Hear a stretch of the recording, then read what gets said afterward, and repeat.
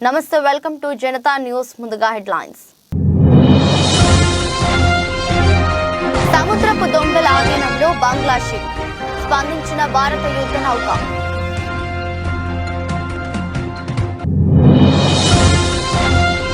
Delhi liquor policy కేసులో ఢిల్లీ సీఎంకు ఊరట, కేజ్రీవాల్ కు బెయిల్ మంజూరు చేసిన ధర్మాసనం. జనసేన నేత పోతుల మహేష్ కు షాక్, పొత్తులో భాగంగా సీటును బీజేపీకి కేటాయించాలని నిర్ణయించిన కూటమి.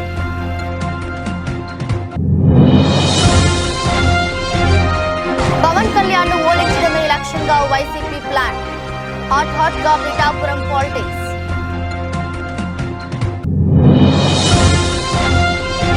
రాత్రంతా ఈడీ ప్రధాన కార్యాలయంలోనే ఎమ్మెల్సీ కవిత, ఇవాళ కోర్టులో హాజరుపరచనున్న ఈడీ.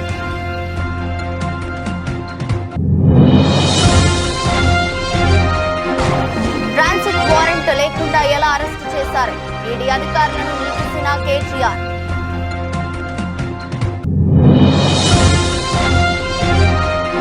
సుప్రీంకోర్టుకు వెళ్తామన్న హరీష్ రావు, రాష్ట్ర వ్యాప్త ఉద్యమానికి బీఆర్ఎస్ పిలుపు.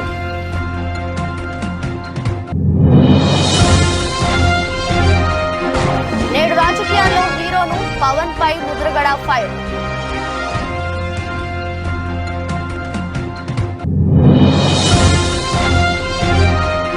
ఫైనల్స్ కు దూసుకెళ్లిన ఆర్బీసీ జట్టు, ఆటగాళ్ల సంబరాలు.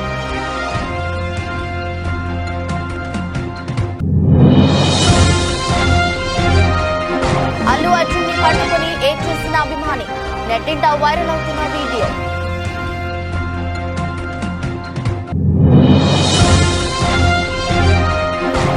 కొత్త ఈవీ పాలసీని ఆమోదించిన కేంద్రం, ఇక టెస్లాకు లైన్ క్లియర్. సముద్రపు దొంగల ఆధీనంలో ఉన్న బంగ్లాదేశ్ షిప్ ద్వారా అత్యవసర సందేశం వచ్చింది. దీంతో భారత నివా కదాలినానికి చెందిన యుద్ధ నౌక స్పందించింది. బంగ్లాదేశ్ షిప్ ను నిరంతరం గమనిస్తున్నట్లు ఇండియన్ నేవీ పేర్కొంది. బంగ్లాదేశ్ కు చెందిన బల్క్ క్యారియర్ ఎంవి అబ్దుల్లా 55,000 టన్నుల బొగ్గుతో మొజాంబిక్ రాజధాని ముపుటో ఉన్న యునైటెడ్ అరబ్ ఎమిరేట్స్ కు బయలుదేరింది. మార్చి 12న సోమాలియా తీరంలో సాయుధులైన సముద్రపు దొంగలు ఆ కార్గో షిప్ పై దాడి చేశారు. అందులో చేరుకోవడంతో పాటు బంగ్లాదేశ్ కు చెందిన 23 మంది సిబ్బందిని నిర్బంధించారు. కాగా సముద్రపు దొంగల దాడి సందర్భంగా బంగ్లాదేశ్ షిప్ నుంచి అత్యవసర SOS సందేశం వచ్చింది. దీంతో ఇండియన్ నేవీకి చెందిన యుద్ధ నౌక వెంటనే స్పందించింది. లాంగ్ రేంజ్ మారిటైమ్ పెట్రోల్ విమానాన్ని రంగంలోకి దించింది. ఎంవి అబ్దుల్లా కార్గో షిప్ ను అది సమీపించింది. సాయుధులైన సముద్ర దొంగలు ఆ షిప్ లో ఉన్నట్లు గమనించింది. సిబ్బంది పరిస్థితి గురించి తెలుసుకునేందుకు కమ్యూనికేషన్ కోసం ప్రయత్నించింది. అయితే ఆ షిప్ నుంచి ఎలాంటి స్పందన రాలేదని భారత నౌకాదళం తెలిపింది. ఈ నేపథ్యంలో దానిని నిశితంగా పరిశీలిస్తున్నట్లు వెల్లడించింది.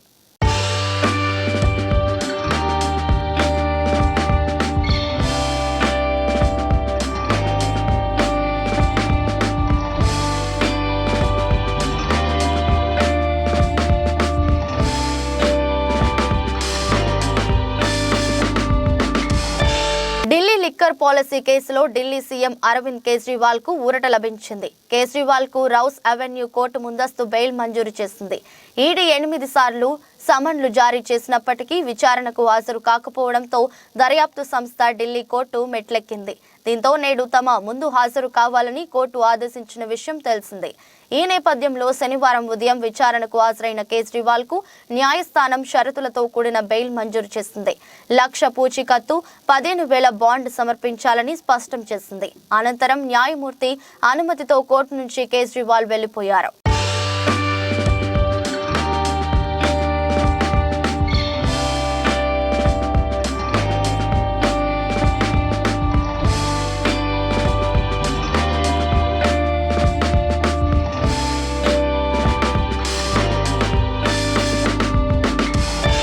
విజయవాడ వెస్ట్ టికెట్ కేటాయింపుపై ఉత్కంఠ వీడింది. ఆ సీటును బీజేపీకి కేటాయించాలని కూటమి నిర్ణయించింది.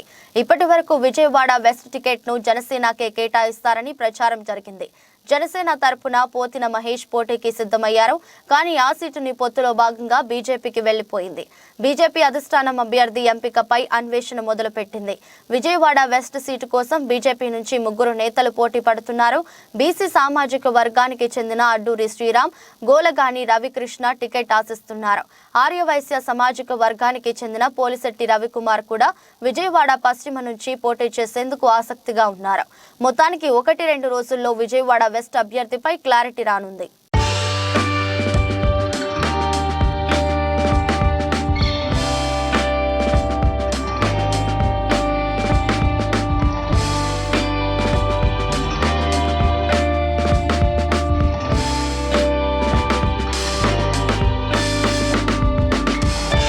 కాకినాడ జిల్లా పిఠాపురంలో రాజకీయ సమీకరణాలు వేగంగా మారుతున్నాయి. పిఠాపురం నుంచి తానే పోటీ చేస్తున్నట్లుగా పవన్ కళ్యాణ్ ప్రకటించడంతో వైసీపీ తన వ్యూహాలకు పదును పెడుతోంది.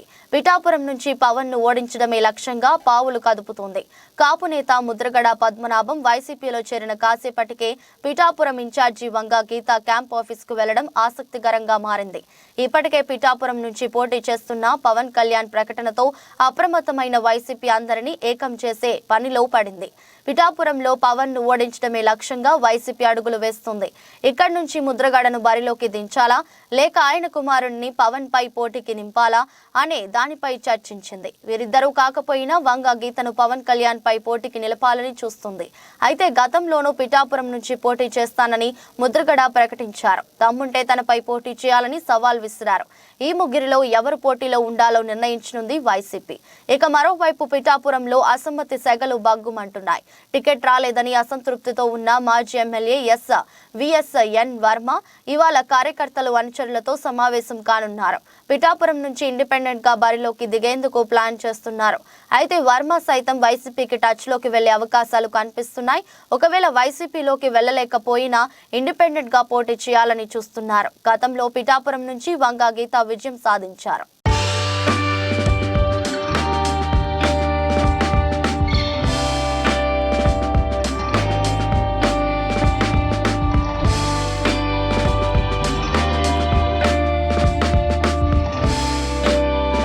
సంచలనం సృష్టించిన ఢిల్లీ లిక్కర్ స్కామ్ కేసులో బీఆర్ఎస్ ఎమ్మెల్సీ కవితను శుక్రవారం ఈడీ అధికారులు అరెస్టు చేసిన విషయం తెలిసిందే.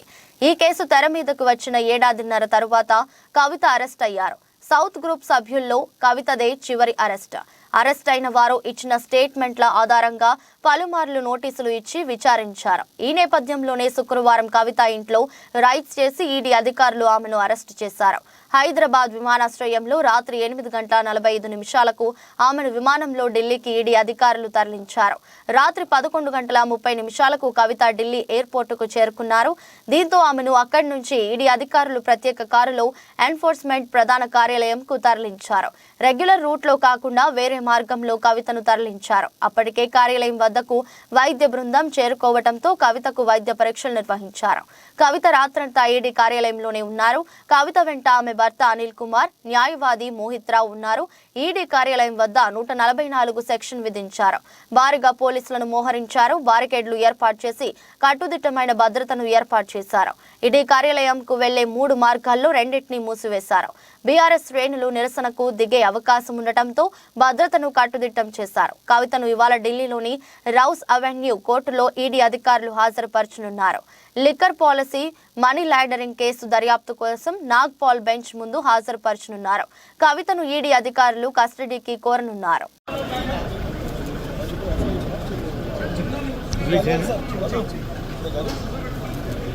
మంచి విజువల్ చేద్దాం అడ్డమని కాకుండా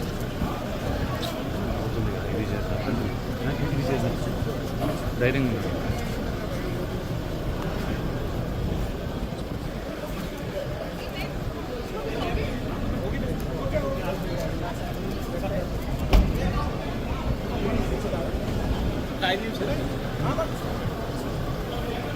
బీఆర్ఎస్ ఎమ్మెల్యే మాజీ మంత్రి కేటీఆర్ పై ఈడీ అధికారులు బంజారాహిల్స్ పోలీస్ స్టేషన్లో ఫిర్యాదు చేశారు. కవిత అరెస్టు సమయంలో ఆయన తమ విధులకు ఆటంకం కలిగించారని ఆరోపించారు.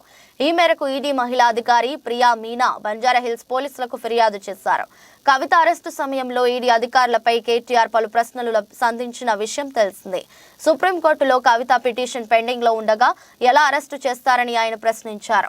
కవితను అరెస్టు చేయబోమని సుప్రీంకోర్టుకు చెప్పి ఇప్పుడు ఎలా ఆమెను అదుపులోకి తీసుకుంటున్నారని ప్రశ్నించారు.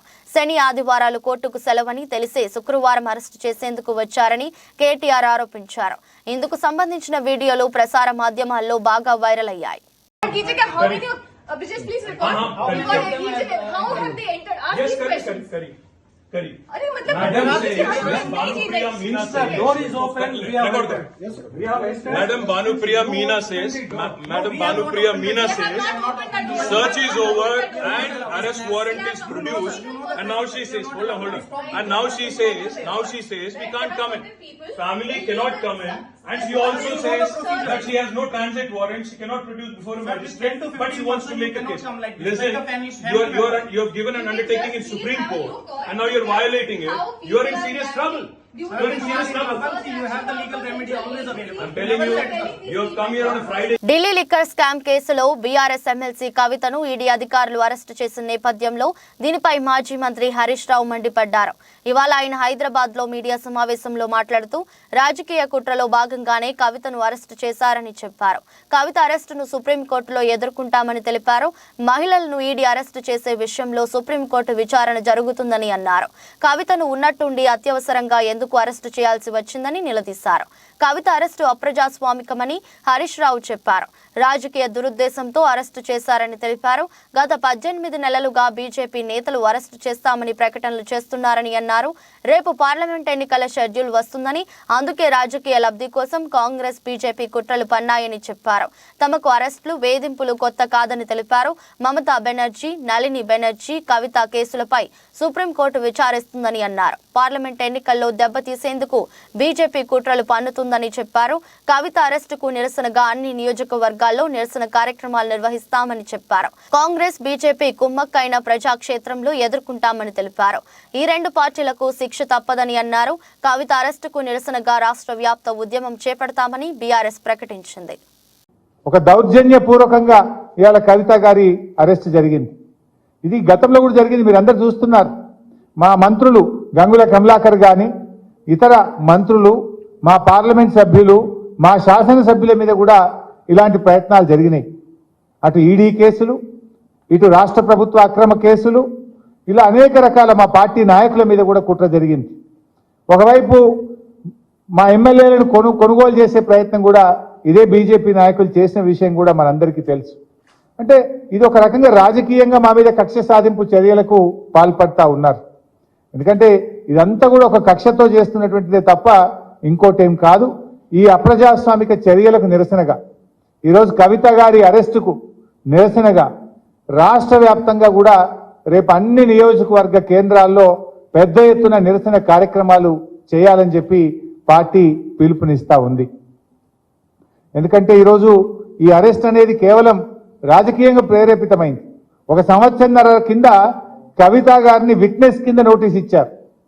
ఏడాది అర్థం తర్వాత ఇవాళ అక్యూజ్డ్ కింద మేము అరెస్ట్ చేస్తున్నామంటారు. అంటే ఏడాది అర్థం ఏం చేసిండ్రు మరి మీరు? ఈ 1.5 years నుంచి ఏం చేసిండ్రు? రేపు పార్లమెంట్ ఎన్నికల నోటిఫికేషన్ వస్తే ఇవాళ అరెస్ట్ చేయడం అనేటువంటిది ఇది పూర్తిగా రాజకీయ దురుద్దేశంతో ఒక కుట్రతో చేసినటువంటిదే తప్ప ఇంకోటేమీ కాదు. రాజకీయ పరంగా తాను తీసుకున్న నిర్ణయంపై సోషల్ మీడియాలో జరుగుతున్న ప్రచారాన్ని కాపు ఉద్యమ నేత ముద్రగడ పద్మనాభం ఖండించారు. ఈ క్రమంలో జనసేన పార్టీ, ఆ పార్టీ అధినేత పవన్ కళ్యాణ్ పైన ఆయన మండిపడ్డారు. శనివారం ఉదయం కిర్లంపూడిలో ముద్రగడ మీడియాతో మాట్లాడుతూ ఘనమైన కుటుంబ చరిత్ర మాది. నిన్న సీఎం జగన్ సమక్షంలో వైఎస్ఆర్సీపీలో చేరా, కానీ ఇప్పుడు నాపై సోషల్ మీడియాలో తప్పుడు రాతలు రాస్తున్నారు. నేను రాజకీయాల్లోకి రావడానికి కాపులు కారణం కాదు. బేషరతుగానే వైఎస్ఆర్సీపీలో చేరా, ప్రజలకు సేవ చేయడానికి ఈ పార్టీని ఎంచుకున్నా. కాపులు, దళితుల కోసం నేను ఉద్యమించా. దళితుల భిక్షతోనే ఈ స్థితికి వచ్చా. కిర్లంపూడి సర్పంచ్ పదవులు వస్తే బీసీని గెలిపించాను. ఏ ఉద్యమం చేసినా బీసీలు, దళితులే ముందుండి నడిపించారు. నా వర్గాన్ని, నా మనుషులను కాపాడుకోవడానికి ఏమైనా చేస్తాను. రాజకీయాల్లో మొలతాడు లేనివాడు ఇప్పుడు నాకు పాఠాలు చెప్తున్నాడు. అసలు మీరు చెప్పినట్లు నేను ఎందుకు రాజకీయం చేయాలి? నాకు చెప్పడానికి ఆయన ఎవరు? అసలు చంద్రబాబు 5 ఏళ్ల పాలనలో అసలు పవన్ ఎక్కడ ఉన్నాడు? కాపు జాతిని అవమానించినప్పుడు పవన్ ఎందుకు స్పందించలేదు? మీరు సినిమాల్లో హీరో కావచ్చు, రాజకీయాల్లో మాత్రం నేనే హీరోను అంటూ ముద్రగడ వ్యాఖ్యానించారు. మొన్న స్నేహితుడు కాదు సార్, నాకు మా సైకిల్ ర్యాలీకి 6,000 మందికి భోజనం ఇచ్చాడు సార్. అప్పటి నుంచి మా ఇద్దరికి బంధం. అంచేత వస్తే నమస్కారం సార్ సీన్ గారు, రాబోతే నమస్కారాలు. వాళ్ళ పర్మిషన్ కావాలా వాళ్ళకి, బస్సు వచ్చి ఉండవు అని చెప్పడం జరిగింది సార్. అదిగో ఇదిగో అదిగో ఇదిగో అని చెప్పేసి నేను అన్నాను సార్. తర్వాత వాసు గారు ఆయన వచ్చారండి, కలుస్తాను. ఏంటికండి 70-80 సీట్లు పొడి చేయండి, ముఖ్యమంత్రి షేరింగ్ అడగండి, నేను శరీరం దాచుకోకుండా పని చేస్తానని చెప్పాను. 20 సీట్ల కోసం నన్ను ఎందుకు ఆహ్వానిస్తారు? ఎందుకండి దేనికోసం సేవ చేయాలా? మీకు ముఖ్యమంత్రి ఎట్లా చెప్పండి. ఫస్ట్ మీకు ముఖ్యమంత్రి మీకు 2-3 చంద్రబాబు నాయుడు గారు పంచుకుందాం, 70-80 సీట్లు తీసుకోండి అని ఆఫర్ చేసి ఉంటే అప్పుడు చెప్పండి సార్, నేను చేస్తాను. ఇంకోటి కూడా చెప్పాను సార్ వాసు గారికి, అయ్యా వాసు గారు, చంద్రబాబు నాయుడు గారు జైలుకి వెళ్ళిన తర్వాత వారి గ్రాఫ్ పూర్తిగా భూస్థాపితం అయిపోయింది.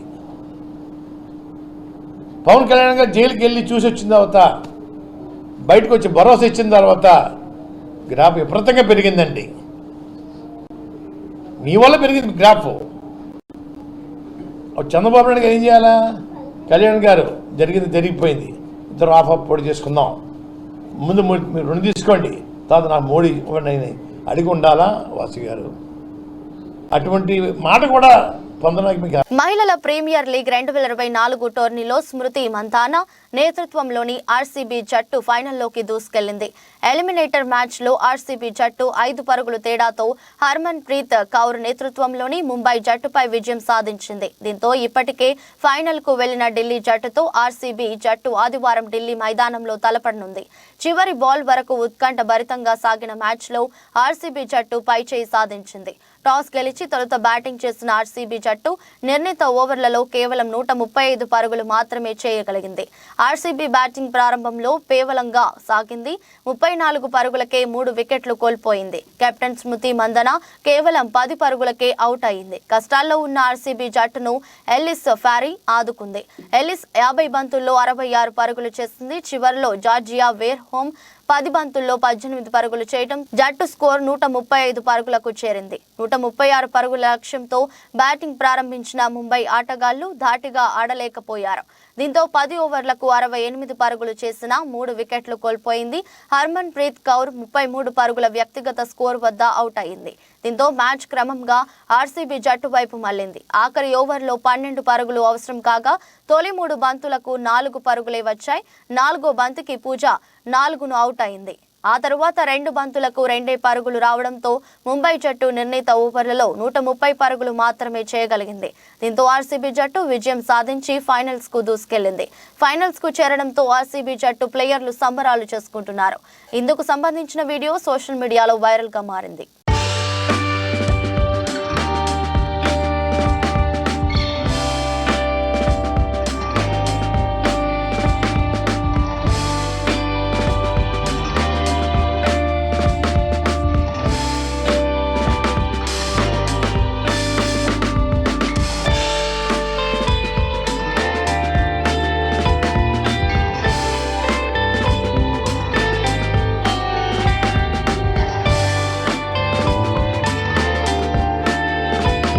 అల్లు అర్జున్ కి మన రాష్ట్రంలోనే కాక పుష్ప సినిమాతో దేశవ్యాప్తంగా ఫ్యాన్ ఫాలోయింగ్ బాగా పెరిగింది. అల్లు అర్జున్ ఆర్మీ అని అభిమానులు హంగామా చేస్తుంటారు. ప్రస్తుతం అల్లు అర్జున్ పుష్ప 2 సినిమా షూట్ లో బిజీగా ఉన్నారు. ఇటీవల వైజాగ్ కి అల్లు అర్జున్ వెళ్తే అభిమానులు భారీగా వచ్చి బన్నీని ర్యాలీగా తీసుకువెళ్లిన సంగతి తెలిసిందే. ఇక ఫేవరెట్ హీరోలని కలవాలని, వాళ్లతో ఫోటోలు దిగాలని, వారితో మాట్లాడాలని అభిమానులు ఎదురు చూస్తుంటారు. ఒక్కోసారి సినిమా ఈవెంట్స్ లో సడన్ గా స్టేజ్ ఎక్కేసి తమ హీరోని కలవాలని కూడా ప్రయత్నిస్తుంటారు అభిమానులు. కొంతమంది తమ హీరోని కలిస్తే ఆనందంతో సంబరపడతారు. తాజాగా ఓ అభిమాని అల్లు అర్జున్ ని కలిశాడు. దీంతో అల్లు అర్జున్ ని హత్తుకొని తీసుకుని ఆనందంతో ఏడ్చాడు. బన్నీ సెక్యూరిటీ అతన్ని పక్కకి పంపించేద్దామని ట్రై చేసినా అల్లు అర్జున్ వారించి అతన్ని ఓదార్చాడు. అల్లు అర్జున్ ఆ అభిమానిని దగ్గరికి తీసుకుని హత్తుకొని ఓదార్చాడు. దీంతో ఆ అభిమాని చాలా సంతోషంగా పొంగిపోయాడు. ఈ వీడియో ప్రస్తుతం సోషల్ మీడియాలో వైరల్ గా మారింది. ఇది కదా మా హీరో అంటూ బన్నీ అభిమానులు ఈ వీడియోను తెగ షేర్ చేస్తున్నారు. ఈ సంఘటనతో మరోసారి బన్నీని అంతా అభినందిస్తున్నారు.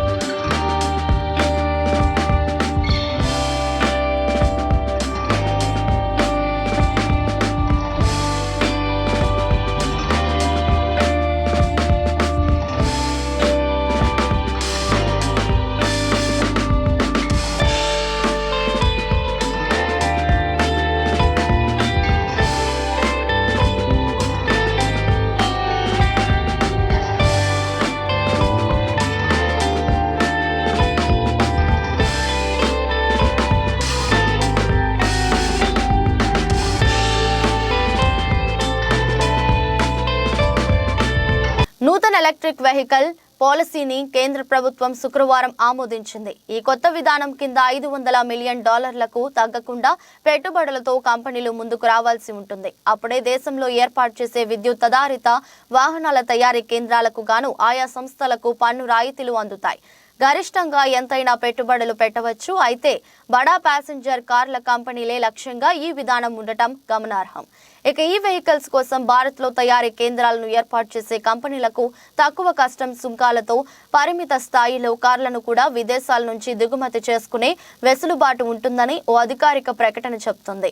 పేరొందిన విదేశీ ఈవీ ఉత్పాదక సంస్థల చేత ఇక్కడ ప్లాంట్లను తెరిపించి భారత్ను ఈవీల తయారీ హబ్గా మార్చడమే ఈ పాలసీ ముఖ్య ఉద్దేశమని కూడా సదరు ప్రకటన పేర్కొంది. పెట్టుబడి ప్రతిపాదనలతో వచ్చిన కంపెనీలు 3 ఏళ్లలోపు దేశంలో తయారీ కేంద్రాలను పెట్టి వాహనాల ఉత్పత్తిని కూడా మొదలు పెట్టాల్సి ఉంటుంది. అలాగే అందులో వాడే విభాగాల్లో కనీసం 25% భారత్లో తయారైనవే అయి ఉండాలి. 5 ఏళ్లలోగా 50% విడి భాగాలు స్థానికంగా తయారైనవే ఉండాలి. అప్పుడే 15% దిగుమతి సుంకాల వద్ద ఏటా 8,000 కార్ల దిగుమతికి ఆయా కంపెనీలకు వీలుంటుంది. ఈ కార్ల విలువ $35,000 ఆపై ఉండాలి. అయితే $800 మిలియన్ ఆపై పెట్టుబడులు పెట్టిన సంస్థలకే ఈ అవకాశం. ఈ ప్రోత్సాహకాలు కూడా తొలి 5 ఏళ్ల వర్తిస్తాయి. ప్రస్తుతం పూర్తిగా విదేశాల్లోనే తయారై దేశంలోకి దిగుమతి అవుతున్న ఈవీ కార్లపై వాటి ధరలు, ఇంజిన్ పరిమాణం ఆధారంగా 60 నుంచి 100% వరకు సుంకాలు పడుతున్నాయి.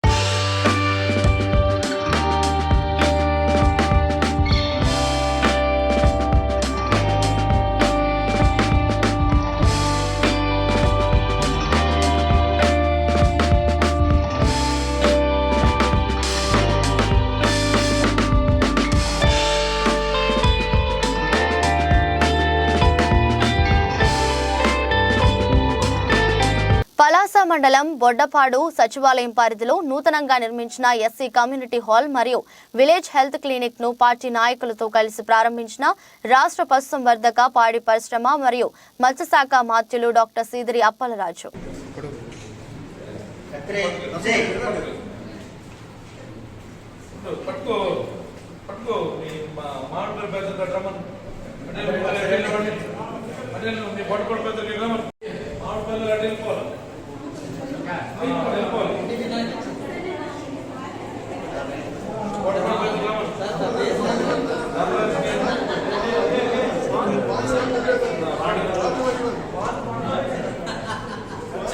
తెలంగాణ రాష్ట్రంలో ఇప్పుడు ఉన్న ప్రభుత్వం ఇందిరమ్మ పాలన, ప్రజా పాలన, ప్రజల వద్దకు పాలన అని చెప్పుకునే ఈ ప్రభుత్వ పాలకులు ఈరోజు తెలంగాణలో పాలన ఎలా ఉందో పాలకులు గమనించాలి. ఇప్పుడు ఉన్న ప్రభుత్వం ముఖ్యమంత్రి రేవంత్ రెడ్డి అన్న అధికారంలోకి వచ్చిన 2 రోజుల్లోనే 2 లక్షల రుణమాఫీ చేస్తానని మాట అన్నారు. వచ్చిన తర్వాత దానిని కాకులకు తన్నారు. ఇప్పటికీ మీరు అధికారంలోకి వచ్చిన వెంటనే రుణమాఫీ చేసి ఉంటే కొంతమంది రైతులను కాపాడేవారు. ఇప్పటికీ కూడా రైతులు ఆత్మహత్యలు చేసుకుంటూనే ఉన్నారు. మీరు 2 లక్షల రుణమాఫీ చేయలేదు. ఆర్థిక ఇబ్బందులతోటి వడ్డీలు కట్టలేక బ్యాంకుల చుట్టూ లోన్ల కోసం తిరుగుతుంటే బ్యాంకులు లోన్లు ఇవ్వలేక ఇవాళ ఆత్మహత్యలు చేసుకునే పరిస్థితి తెలంగాణలో ఉంది. ఒకసారి ప్రభుత్వ పెద్దలు ఆలోచించాలి. మీరు కూడా రైతు కుటుంబం నుంచి వచ్చిన వారే. మేము రైతులమే, రైతు నాయకులు అని చెప్పుకుంటున్న మీరు ఒకసారి రైతుల రైతుల గురించి ఆలోచించాలి. ఎంత దయనీయంగా ఉన్నదో రైతుల పరిస్థితి. రైతులు ఒక్క పూట అన్నం తినే పరిస్థితి కూడా లేకుండా పోయింది. రాష్ట్రంలో చిన్న సన్నకారు రైతులు 80% మంది ఉన్నారు.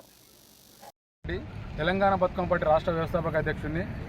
ఈరోజు మన తెలంగాణలో ఇందిరమ్మ ప్రభుత్వం అని చెప్పుకునే ఈ యొక్క ప్రభుత్వ పాలకులు ప్రజాపాలన, ఇది ప్రజల పాలన అని చెప్పుకునే ఈ నాయకులు ఈరోజు తెలంగాణలో రైతుల పరిస్థితి ఎట్లా ఉంది అని ఒక్కసారి ఆలోచించాల్సిన అవసరం ఉంది. ఈరోజు రేవంత్ అన్న, ముఖ్యంగా ముఖ్యమంత్రి గారు రేవంత్ అన్న గారికి ఒక విన్నపం. తెలంగాణలో అధికారానికి వచ్చిన రెండో రోజే 2 లక్షల రూపాయల రుణమాఫీ చేస్తానని ఒక మాట అన్నారు. మీరు వచ్చిన తర్వాత దాన్ని కాదులు అన్నారు. ఇప్పటికి రైతులు 2 లక్షల రుణమాఫీ మీరు అధికారంలోకి వచ్చిన 2 రోజు రుణమాఫీ చేసి ఉంటే ఇంకా కొంతమంది రైతులు కాపాడేటోళ్ళు అవుతుంటే ఇప్పటికి రైతులు ఆత్మహత్యలు చేసుకుంటున్నారు. 2 లక్షల రుణమాఫీ మీరు వేయలేక, ఈ ఆర్థిక ఇబ్బందులతోటి మిత్తిలు కట్టలేక, వడ్డీలు కట్టలేక, బ్యాంకుల ఇంటికి వచ్చి ఇబ్బందులు పెడుతుంటే ఇవాళ ఆత్మహత్య చేసుకునే పరిస్థితి ఇవాళ తెలంగాణలో ఉంది. ఒక్కసారి ఆలోచించాలి.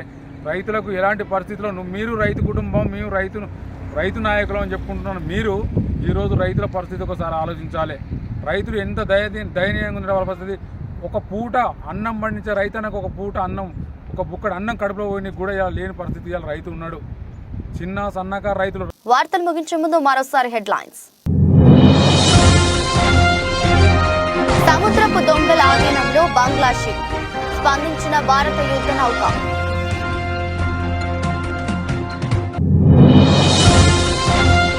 ఢిల్లీ లిక్కర్ పాలసీ కేసులో ఢిల్లీ సీఎంకు ఊరట, కేజ్రీవాల్ కు బెయిల్ మంజూరు చేసిన ధర్మాసనం. జనసేన నేత పోతుల మహేష్ కు షాక్, పొత్తులో భాగంగా సీటును బీజేపీకి కేటాయించాలని నిర్ణయించిన కూటమి.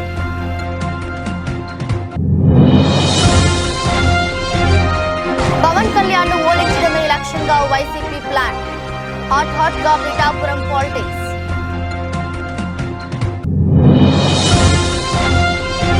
రాత్రంతా ఈడీ ప్రధాన కార్యాలయంలోనే ఎమ్మెల్సీ కవిత, ఇవాళ కోర్టులో హాజరుపరచనున్న ఈడీ.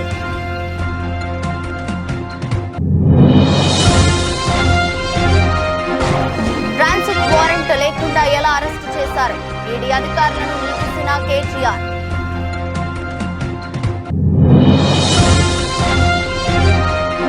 సుప్రీంకోర్టుకు వెళ్తామన్న హరీష్ రావు, రాష్ట్ర వ్యాప్త ఉద్యమానికి బీఆర్ఎస్ పిలుపు.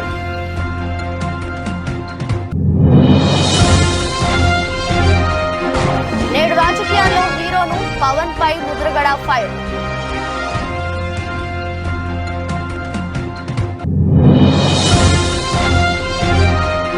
ఫైనల్స్ కు దూసుకెళ్లిన ఆర్బీసీ జట్టు, ఆటగాళ్ల సంబరాలు.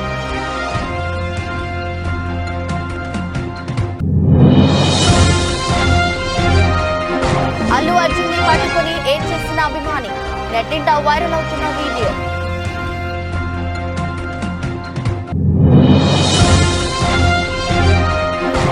కొత్త ఈవీ పాలసీని ఆమోదించిన కేంద్రం, ఇక టెస్లాకు లైన్ క్లియర్. ఇది బులెటిన్. మరో బులెటిన్లో మళ్ళీ కలుద్దాం. అంతవరకు సెలవు, నమస్కారం.